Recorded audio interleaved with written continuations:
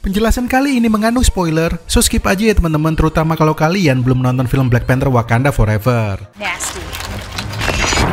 Sekedar mengingatkan kembali kalau di dalam pertarungan sengit di akhir, Shuri akhirnya memotong sayap di kaki Namor. Dan buat yang nggak tahu, pasti akan dengan mudah menjawab, palingan sayap di kaki Namor ini bakalan tumbuh lagi. Nah, meskipun demikian teman-teman, ada satu hal yang perlu kalian tahu, bahwa kekuatan menyembuhkan diri secara cepat itu berbeda dengan kemampuan super menumbuhkan anggota tubuh yang sudah rusak. Di dalam MCU misalnya, kita bisa melihat bahwa Thor sebagai dewa Asgard pun bisa dengan mudah sembuh dari lukanya, tetapi di sisi lain Thor tidak bisa menumbuhkan salah satu matanya yang sudah mengalami kerusakan permanen.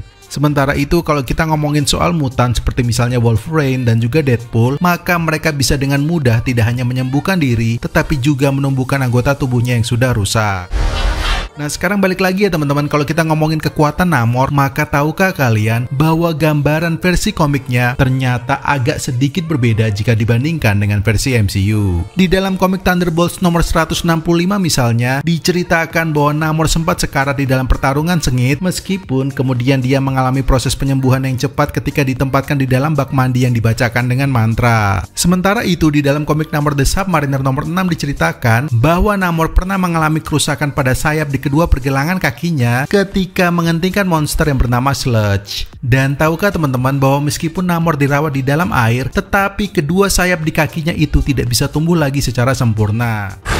Nah, sayap di pergelangan kakinya pun kembali menjadi normal justru karena dibantu oleh Dewa Neptunus yang disembah oleh bangsa Atlantis karena dia merasa kasihan. Selanjutnya diceritakan bahwa ternyata teman-teman, Dewa Neptunus ini bahkan tidak hanya menumbuhkan kembali sayap Namor, tetapi juga memberikannya baju suci emas untuk membantu dalam pertarungan. So, kalau kita mengacu pada referensi komik tersebut, maka kini muncul teori penggemar bahwa bisa saja MCU akan menggunakan pendekatan yang sedikit berbeda dengan versi komiknya. Dugaan ini pun menjadi semakin menguat setelah tidak ada istilah bangsa Atlantis karena diganti dengan Talokan. Jadi bisa dibilang kemungkinan hal ini pun turut mengubah jalan cerita mereka yang tidak menyembah Neptunus seperti di dalam komik, sebagaimana juga berperan untuk menumbuhkan kembali sayap di pergelangan kaki Namor. Di sisi lain, meskipun demikian, konsep jubah baju suci yang terbuat dari emas sepertinya tetap dipertahankan karena di menjelang ending nyatanya tetap dikenakannya, terutama pada momen ketika Namor melukis persahabatan antara Talokan dan juga Wakanda. Dan kalaupun misalnya nih teman-teman, sayap Namor yang dirusak oleh Shuri putus, maka bisa saja menjadi tumbuh kembali walaupun mungkin melewati proses kesembuhan yang tidak instan. Nah, sekarang silahkan tulis komentar kalian soal apa lagi kejanggalan di dalam film Black Panther Wakanda Forever yang menurut kalian menarik untuk dibahas. Dan seperti biasa juga, kalau teman-teman suka dengan pembahasan seperti ini, maka jangan lupa subscribe Moviespedia sekarang juga dan nyalakan lonceng notifikasinya biar teman-teman sekalian gak ketinggalan informasi menarik lainnya seputar dunia film. Gue Adi pamit, tetap sehat serta semangat buat kalian dan peace out.